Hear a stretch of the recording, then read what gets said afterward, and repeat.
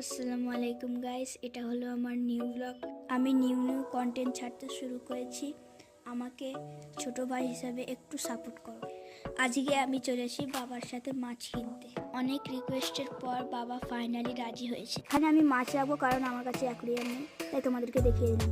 তো এবারে ঝটপট জুতোটা পরে বাইরে বেরিয়ে গেছি। তারপর এবারে আমরা বাবার সাথে বেরিয়ে গেলাম।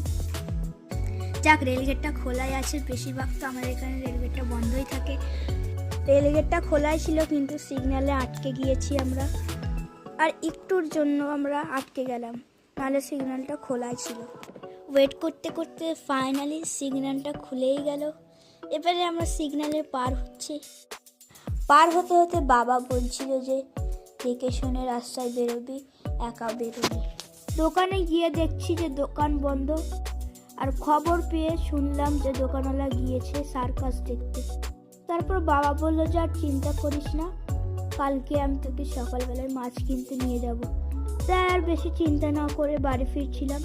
পাপা বলেছিল যে চিন্তা করতে হবে না, তাও মাথার মধ্যে একটা চিন্তা ঘুরছিল যে কালকে দোকান খোলা থাকবে তো না, আবার আজকের মতন এরকম ফিরে যেতে হবে বাড়িতে। কারণ আমি ভীষণ এক্সাইটেড হয়ে বাড়ি থেকে বেরিয়েছিলাম। এখন আমরা সিগন্যাল পার করে চলে আসলাম রেলগেটে। দেখো, এখন আমি একাই রেলগেট পার হচ্ছি, কারণ আমার বাবা আমাকে নামিয়ে দিয়েছে একটা কাজে যাওয়ার জন্য।